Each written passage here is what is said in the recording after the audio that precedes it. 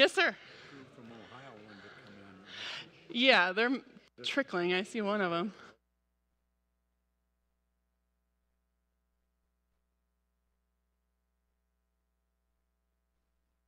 Now, okay, as we gather, I know we'll have probably double this coming in.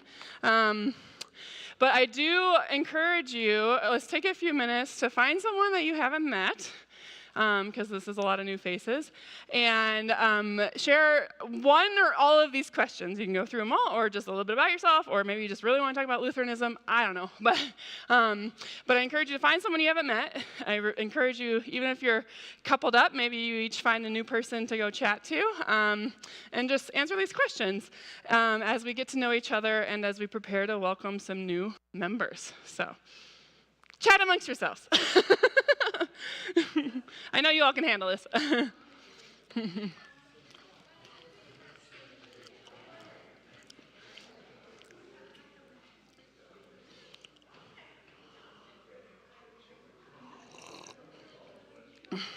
I'll make sure people know they can still come in.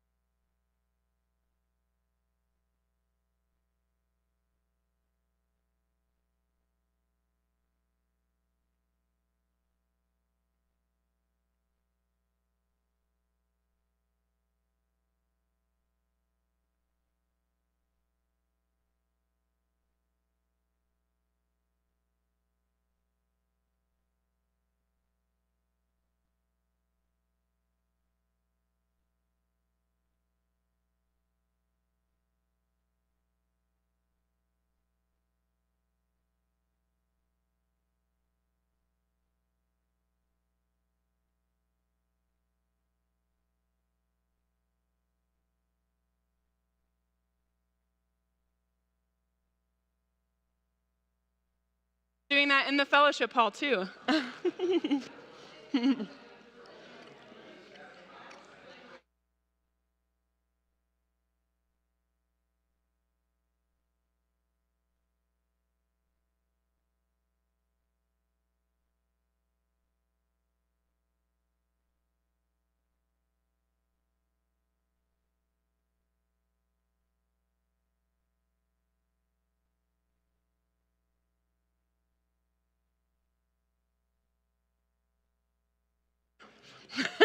Why don't we get started, and we'll let folks join us as we go. Are we live streaming?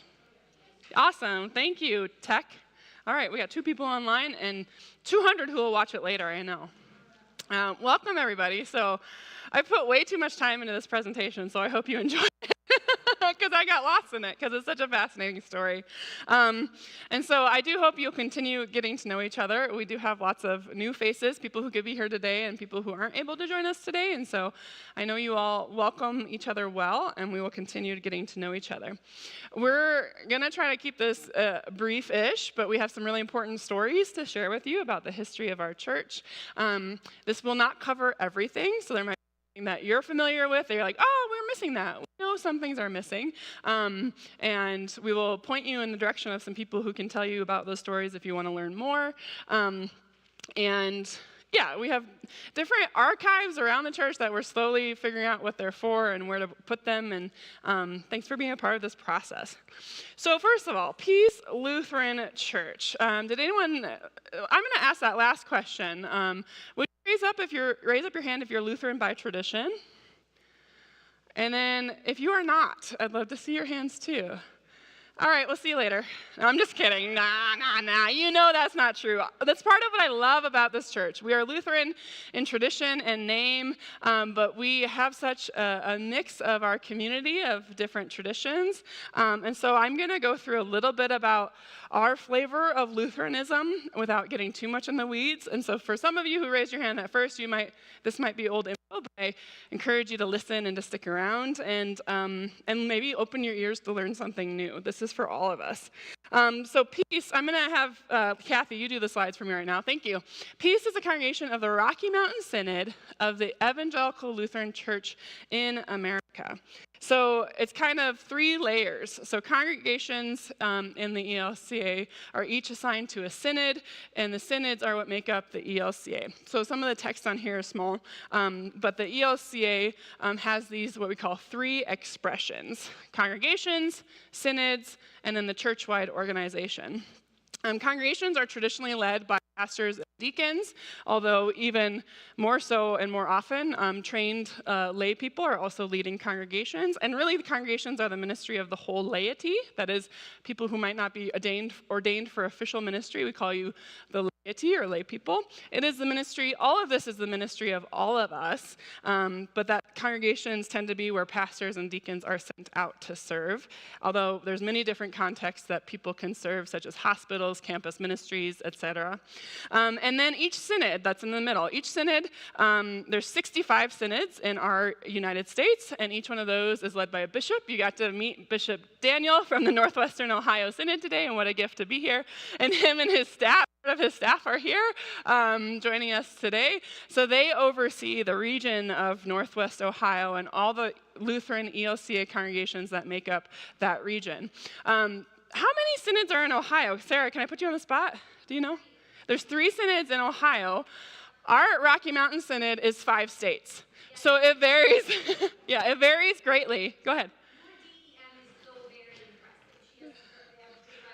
Yes, and they go all over the place. And so, like Minneapolis, St. Paul, Twin City area, I think has 3 or 4 just in themselves, too.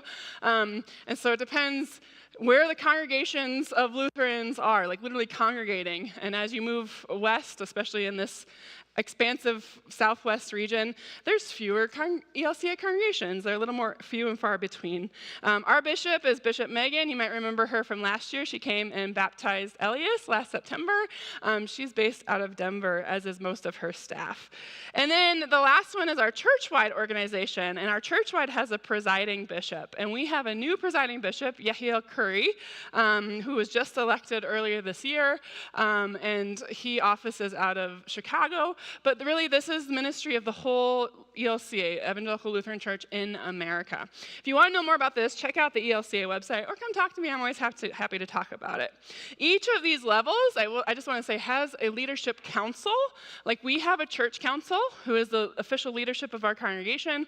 The synod has a council and churchwide has a council made up not just of bishops, pastors, and deacons, but also lay people as well.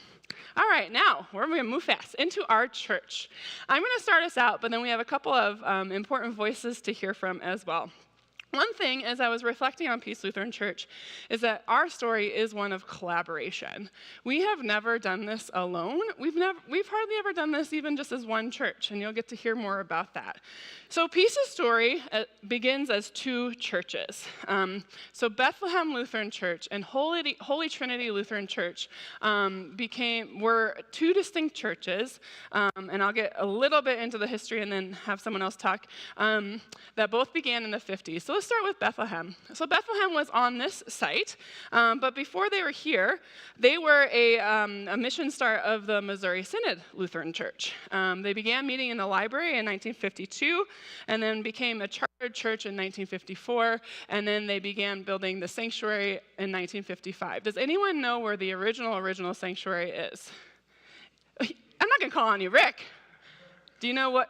The Bethlehem Room. The name gives it away, right? But that's why it's called the Bethlehem Room. So we have, if you haven't wandered down the hall this way, that farthest corner on that side of the building is our Bethlehem Room, which is the original Bethlehem Lutheran Church Sanctuary, which has been used in many different ways throughout the years that we'll hear about. And then Holy Trinity Lutheran Church was the other church that began meeting a few years later. Also, the library was one of their meeting places too, which I thought was a fun connection. They chartered in 1960, and then they built a site on South Solano where the Universalist Unitarian Church now resides. We're going to hear a little bit more, especially about their history from Betty, but first, a little more Lutheran history, tradition, info. So I created this really cool flow chart. We'll go to the next page. If you want more of this, there are handouts in the narthex. You can take a handout home and see even more of there's like 20 Lutheran church bodies on that handout of what became the Evangelical Lutheran Church in America. But for our two churches, Bethlehem and Holy Trinity, so as I mentioned, Bethlehem was a Missouri Synod mission founded out of El Paso at the same time that the church Trinity Lutheran in Alamogordo was also founded, and Trinity remains a Missouri Synod church to this day. And then Holy Trinity was a mission of the United Lutheran Church in America. Like I said, began meeting a few years later. So in 1975, about 20 years after Bethlehem was started, many Missouri Synod churches broke away and became the Association of Evangelical Lutheran Churches. We still have a Lutheran Church Missouri Synod today, as you probably know, so now all of Missouri Synod became the Association of Evangelical Lutheran Churches, but Bethlehem was one that was kind of headed that way. And so the association, along with the Lutheran Church in America, which is what the United Lutheran Church in America became, which was Holy Trinity's association, the Lutheran Church in America, the American Lutheran Church, so original, right? And the Association of Evangelical Lutheran Churches came together in 1988 and formed the ELCA, the Evangelical Lutheran Church in America. Y'all, I did it. That was just like a minute, right, of that history. Like I said, there's a handout in the back if you want to learn more, but that's a little bit about where our two mother churches came from. We know that a lot has happened for these two little churches in Las Cruces before the ELCA even became a thing. They were both around for 30-some years already.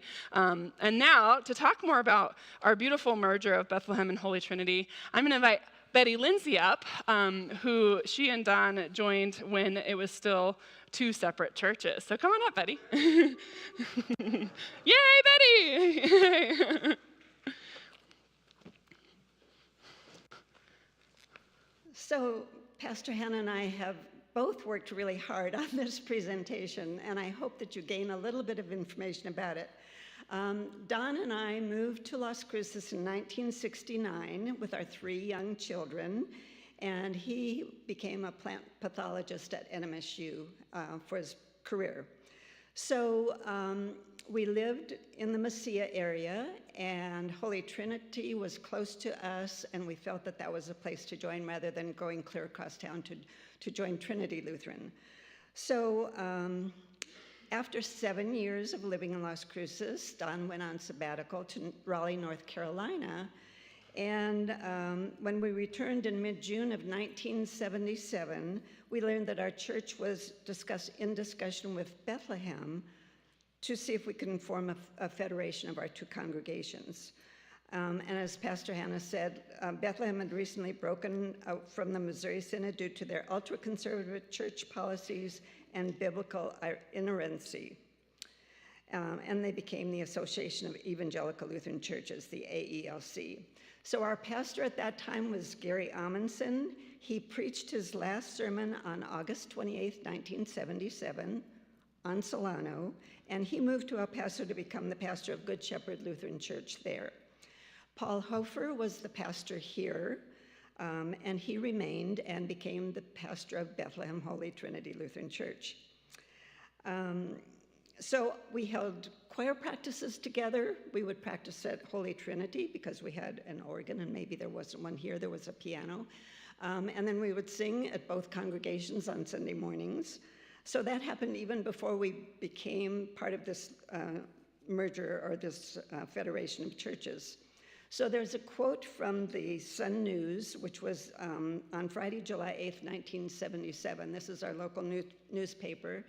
And it said, the churches are considering federation rather than outright merger for several reasons. It will allow congregations to retain their legal affiliations with their parent bodies, LCA or AELC, forcing neither to join one end or the other of American Lutheranism. We didn't want to be really conservative, they didn't want to be really liberal, but we wanted to see how we would work together in this. At the same time, it will allow congregations to worship together and share economic resources. It will give both congregations time to get used to the idea of joining and allow for easy return to separate status should that come to pass. So by November 1977, our two churches voted to federate as Bethlehem Holy Trinity Lutheran Church.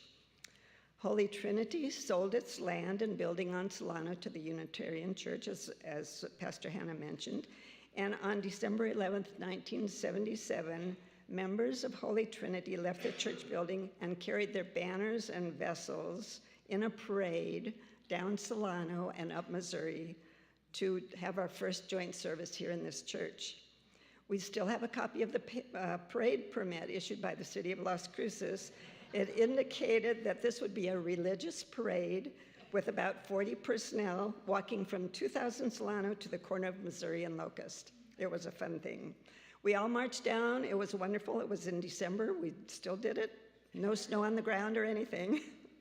And then there was a large article about our federation in the March 1981 issue of the Lutheran magazine, and it was titled, Ready for Unity Now, with a subtitle, an LCA and an AELC congregation in New Mexico are moving toward merger.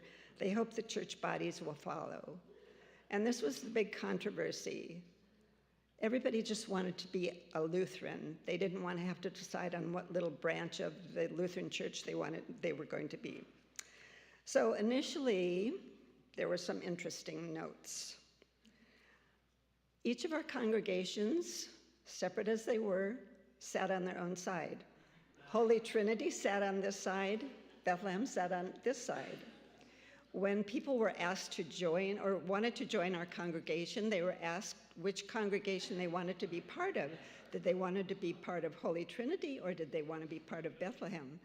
And we discovered after not too long a time that we didn't know which congregation people were joining, and those people didn't know which congregation they wanted to join because we were all sitting here in this congregation as one body. For a year, we alternated hymnals because we didn't have a new hymnal that we could use until the Lutheran Book of Worship, the Green Book, came into existence in 1978. So Holy Trinity hymnal was used twice a month, and Bethlehem hymnal was used on all the other Sundays, sometimes 3 Sundays in the month, sometimes 2. Communion practice noted that the wafer would be used as Bethlehem did, rather than the loaf of bread that Holy Trinity used. The governing board consisted of 6 members from each congregation. Income was separated really only for a month. In January of 1978, we had a unified budget, unified giving, and no pledges from either congregation. Envelopes were labeled Bethlehem Holy Trinity Lutheran Church. We kept our separate synodical affiliations until the 3 bodies became the ELCA in January 1988, which is when we merged and joined the ELCA. It was also time for a new name. It's not really mentioned in any of our history, but I think everybody wanted a shorter name than Bethlehem Holy Trinity Lutheran Church that we would write on our check sheet Sunday in that small space. So we had a vote one day, after one service, I guess, and there were a lot of names offered that were like Shepherd of the Hills, still a long name, and when peace was suggested, everybody said, that's what we want. We don't want to have to write another long name on our checks. So there are a number of organizations that we had, a youth group that was Holy Trinity had established and had leaders for that. There was an open book group here from Bethlehem. There was a ladies' guild, God's Retired, and then there were also a pinochle club, a bowling team, and a softball team. So an interesting thing, being Lutheran, we belonged to a church league in bowling, and when the team would get together to bowl, they would often order beer or something to drink while they were bowling, and then they were told at one point from someone that this was a church league and alcohol wasn't allowed, and everybody said, "But we're Lutherans, we drink." Community outreach became very important in our merged congregation. In 1991, the Welcome Baby program was established, and it was a program that provided training and support to first-time parents. LeJune Smith was really involved in that, and I'm sure she would have a lot to tell about that. In 1995, a huge remodel was done on this church. Initially, I think we kind of came in at an angle, and there were adobe bricks on the walls, so it was kind of brown and dark in here, and at one time one of the members painted all the bricks white, so it looked a little more lively. But then there was a huge remodel with a new narthex, a fellowship hall, and a kitchen. Is Dan going to say something about that? Okay, and then I'll get back to you. Oh, yes. And, I have a microphone. I don't have to go all the way up. Just a fun note, I always think of Dan as the Peace Lutheran Church building man, because when I moved to El Paso as part of the Border Servant Corps, he was the owner of the house where all of us volunteers stayed. But I don't think I ever put a face to the name. We just knew Dan Deemer as the owner of the house, so we shouldn't mess up the house or get the police called on us when we're having late night parties, because Dan would find out. But I know Dan has been around for all the building changes here at Peace, so I asked him to share about that too. Good morning. I joined Peace Lutheran Church in August of 1981, which made me think about when I joined. Paul Hofer asked me, did I want to, because of the separate nature of the congregation, Paul asked me, do you want to be a member of Peace or of Bethlehem or Holy Trinity? And I said, I don't care. And he said, well, he said, Bethlehem's a little low on numbers now. We'll just put you in as a member. But then I also remember on the Sunday that we merged to become Peace Lutheran Church, Bishop Weisenbuehler spoke, and the text for his sermon was from 2 Samuel, and by my God, I can leap over the wall. So, I want to go back a little bit. How many of you have joined since 2010? So, you won't remember that the altar was here. This was the altar. The adobe block that Betty referenced is called slump block. And if you look at the brown block on the outside of the congregation, of the building, that wall, this wall, which was solid, was all that brown adobe. And we had these little canister lights in here that you used to have to sit in a certain spot or hold your hymnal like this in order to read. It was very dark. So in 2008, late 2008, 2009, actually in 95, we did a major remodel where we built the fellowship hall that's over here. Made a big mistake with that one. We added to it. We had professionals come in and tell us how to raise money. We did. We raised the money for it, and we didn't pay it off. And 10 years later, when we started, 2008, when we started talking about raising money to do this renovation and some other things, we still had $300,000 of debt. And when they got the estimates for doing this remodel, which included all of this stuff here, kitchen remodel, number of other things. Actually, I can give building tours later if you want to see what parts were added when and where. But the estimates for the remodel came in at over $800,000. So we were looking at a over $1 million debt at one point, but we also made the commitment at that time to pay it off in 10 years. We didn't quite make that. We had a lot of people leave because, as you see, there's a lot of people joined since 2010. But we did pay the whole mortgage off in 13 years. So today you sit in a building that's debt-free, which I think when we called Hannah, she was overjoyed to know. But this arrangement here with the light, the natural light in the sanctuary, all of this all happened about 15 years ago.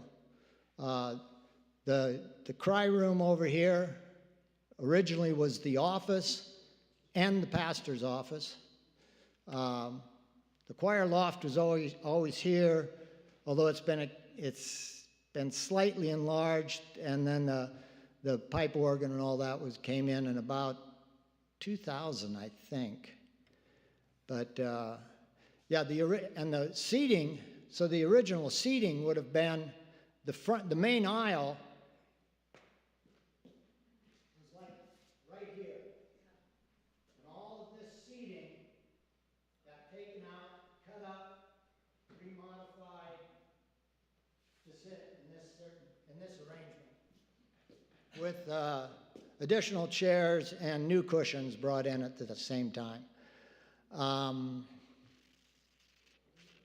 But the windows, stained glass windows, came in shortly after the remodel, and oh yeah, the original arrangement, we had nothing on the back wall, and we had some artists in the congregation that wanted to do big banners to go across there, and I remember putting up a banner at one point. I'd just done it with construction paper, and I said, it's got to be about 8 by 12 to kind of fill this wall up, and they're looking, holy cow, that's huge. We had a cross that hung from this beam right here. This beam is all new. If you look at you can see it's a little different in shape than this one. That was one of the big concerns, getting this in here to keep it look the same. So, Dan, can I ask you a couple questions? yeah. While you're up there? Also, here's a cute picture of Dan and his daughter in the 90s, breaking ground on the fellowship hall is what you said, Fellowship right? hall. Yeah. So my first question, which aisle did Diana walk down when you got married? Neither. The church was under construction at the time, and we got married out at our house on Ladera Canyon Road. So. Right. And then do you know anything about the wood? The wood is all mesquite. All of this wood came from a sawmill in Tubac, Arizona, actually Tumaca-Cary, Arizona. The altar and rail and things like that, pulpit, was all made by them, and then some of the other accoutrements were made by me. So. Cool. Thank you for sharing that. And we have a booklet about our stained glass, if you want to learn more about that in the office. And then, Dan, we're going to move into hearing more about Border Servant Corps. I'm not sure I talked to you about this. Oh, go ahead. I have one other thing. Yeah.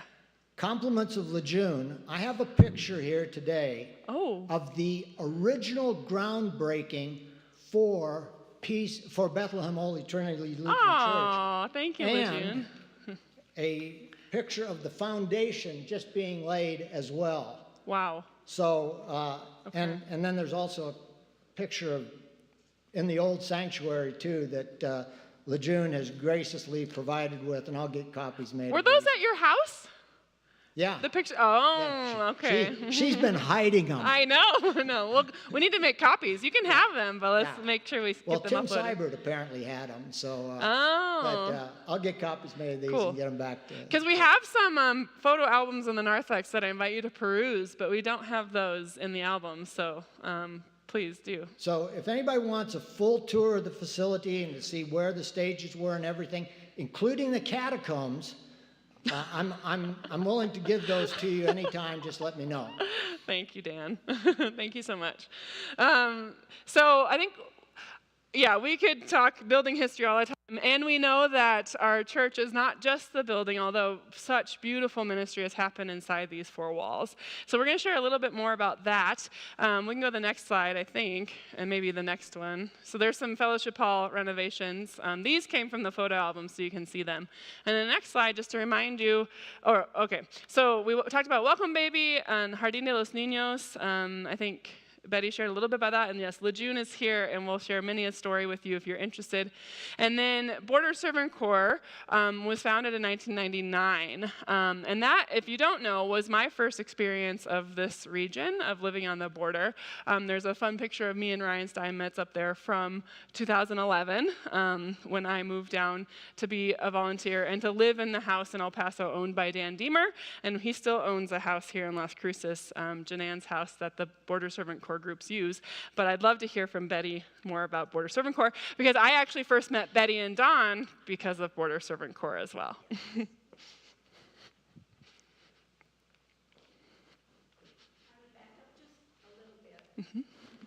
After the remodel was done, we were approached by two Catholic nuns, Sister Anna and Sister Beth, and they wanted to know if we would be willing to host a new concept of a nonprofit daycare and preschool facility for homeless and near homeless children. Apparently, the Catholic Church couldn't help them out, so they came to us. Don't laugh. So we jumped at the chance to host them, and we had all of these babies here in this church. I would often come from my job at someplace on campus over here at noon to work on entering finances into the computer, and through the walls you could hear the babies crying as they were being put down for their naps. There were baby bottles everywhere, and just so much activity going on here. So then Border Servant Corps was another outreach ministry that began in 1999. Dot Quaintance was a member of Peace Lutheran Church. She spent 2 previous years, 97, 98, in Denver as a volunteer at Urban Servant Corps, and then an extra year learning the nuts and bolts of how the operation worked. And then she brought the concept back to Las Cruces, and here we are again with Border Servant Corps as part of our church. So college graduates from all over the country were brought to Las Cruces to work in nonprofit organizations in Las Cruces, El Paso, and a few in Juarez.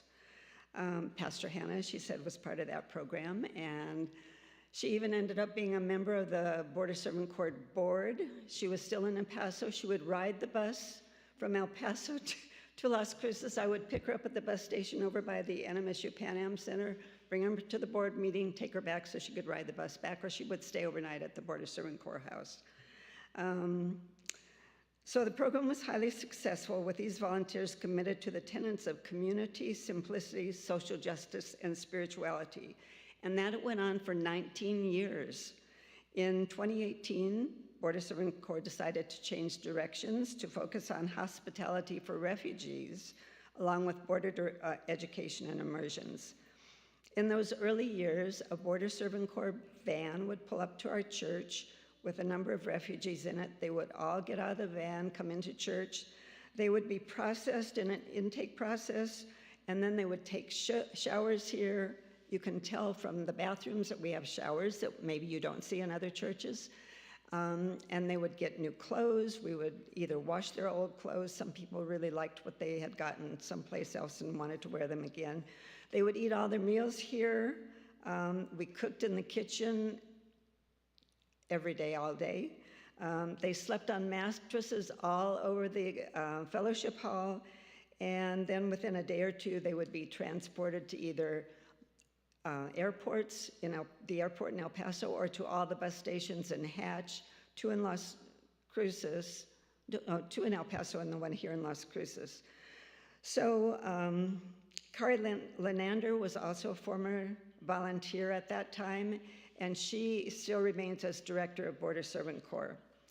She and her small staff would sit in the office where the counters now work, and they would make arrangements for transportation for all of these refugees. And interestingly enough, most of them, or I would say all of them at that time, had relatives in the United States, and they all paid for their own transportation to get to wherever they were going, Indiana, Kentucky, on and on. So I had an interesting experience at one time as we took many of these refugees to airports and bus stations. So in April 2018, we were asked to take a family to the El Paso bus station. And I had been at church early in the afternoon, and Kari saw me and she said, "We have this family that you're supposed to take to the bus station. Would you take them home and feed them and then take them to the bus station later?" And I just took a deep breath and I thought, my gosh, we don't know that much Spanish. How are we going to communicate with them? I'm not sure what they really like to eat. What are we going to do for their meal? But I said, okay, we'll do it. So Pastor Jared Carson was here at that time. He helped put car seats and booster chairs in my car. That took a while to figure that all out. And we put the kids in the car and the mother. It was a mother and two young sons. Brought them to our house. Don had a ball out there for the boys to play, little soccer in the backyard.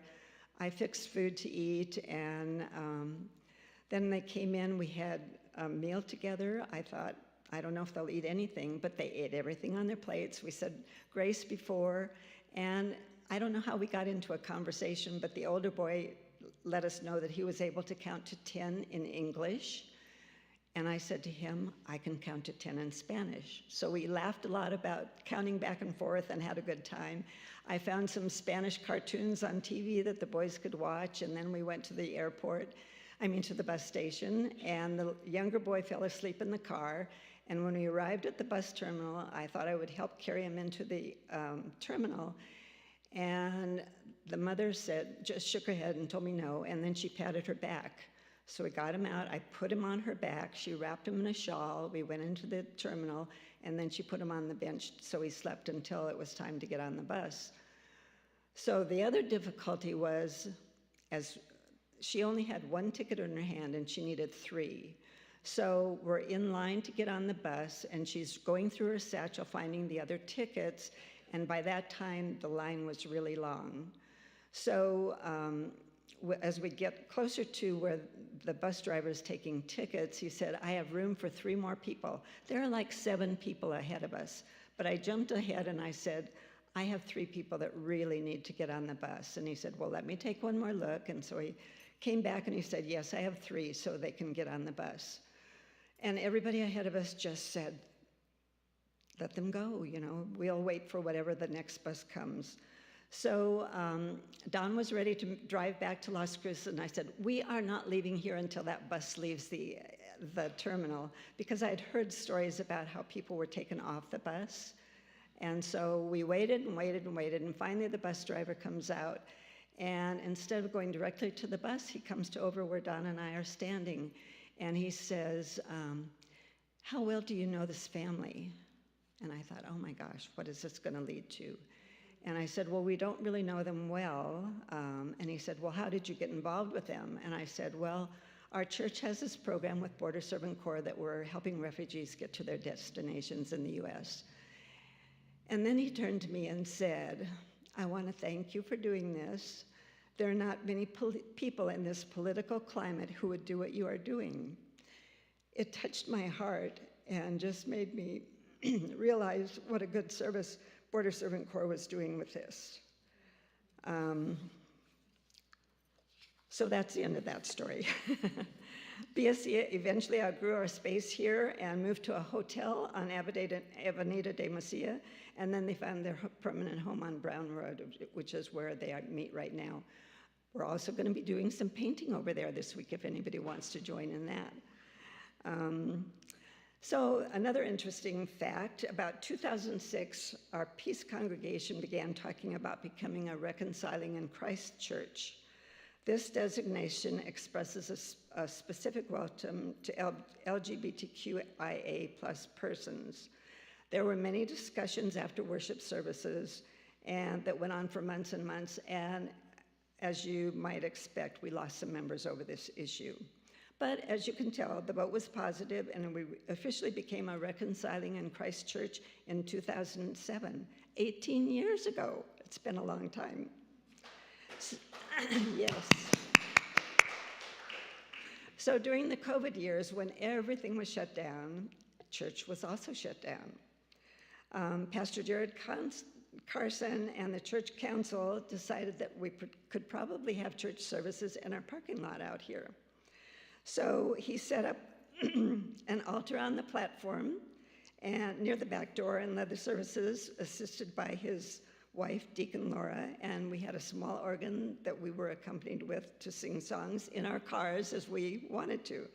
So there was a radio station that we tuned into to hear the service and watch from our cars. We had communion each Sunday. We all got these little communion cups, and if you've never used these, there is a little tiny wafer in the top of this cup. These cups had sat in the sun for so long that when you open them, wine would go psh all over the place. But this is what we used for months and months until we were able to come back into the church.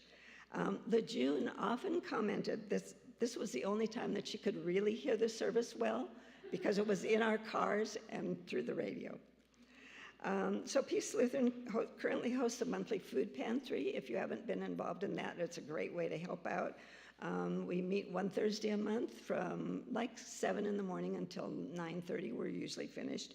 And we provide food for up to 100 families. We also provide supplies for Conley Elementary School down the street when they need it. And we donate shoes, as you see today, to Jardín de los Niños. And our most recent outreach is Anna's Place, which is led by Susanna Odegaard.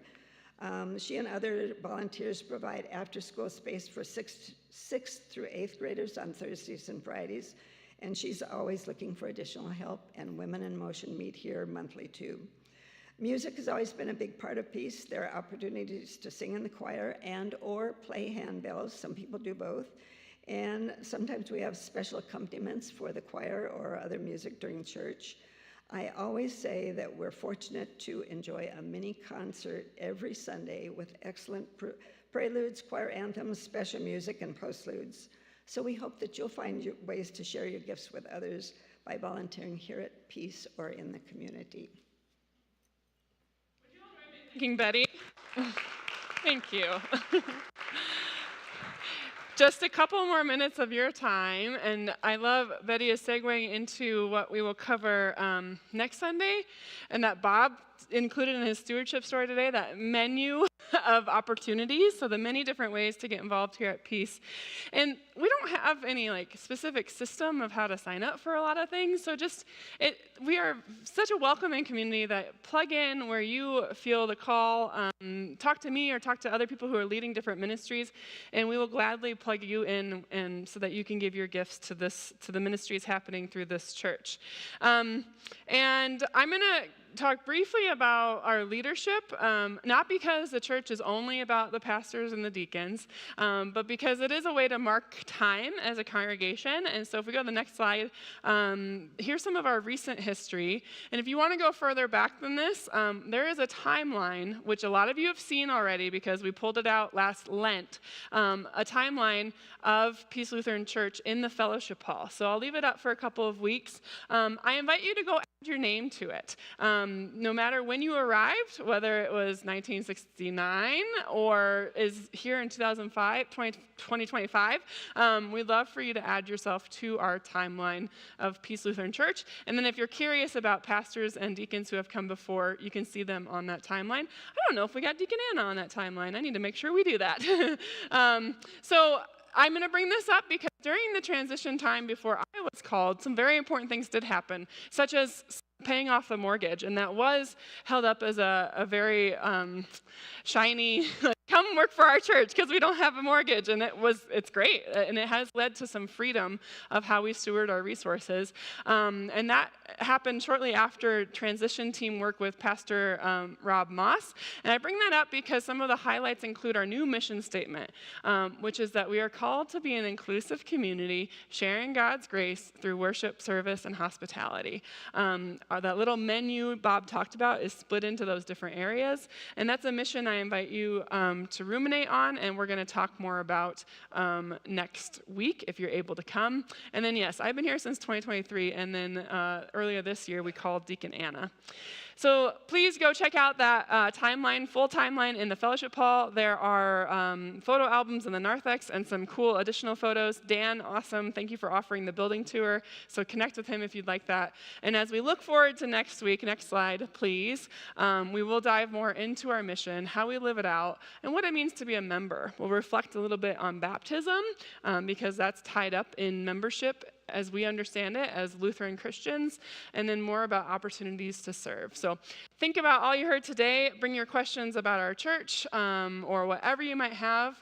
We'll have another opportunity to kind of mingle and get to know each other, but then we will have that session, and then on the 23rd, we'll officially welcome new members to our congregation. Whether you choose to join as a member or not, you are always welcome and part of this community, and that's one of the beauties of this church. We take membership seriously, but also when you walk in the doors, do you know who's a church member, who's not? But there is a commitment of saying that you want to become a member, and so we'll talk about that next week, and then on the 23rd, we'll officially welcome you during worship, and we'll eat some more pie after all that Friendsgiving, filling our bellies on the 22nd. So would you join me in a word of prayer? The Lord be with you. Eternal One, wow, we are grateful for the ways that you have worked through this community, through this congregation, the ways you have made your love known to all who have encountered Peace Lutheran Church, even before it was Peace Lutheran Church, and in the many ways that we are still reforming. We know that your Spirit has been moving and that so much has been impacted and that your love has been shared in ways that we never will see the final culmination of, but thank you for all the seeds that have been planted, all the help that has been shared, all the love that has flowed from this place. We pray that your Spirit would continue to guide us as we leave here today, that we continue to look for opportunities to serve you and to share your love with a hungry and hurting world, and to look for your beauty in all whom we encounter and all that we see. In Jesus' name, amen. Thank you all, and thank you, Dan.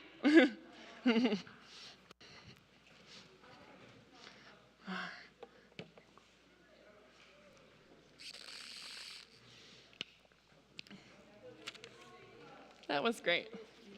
Yeah.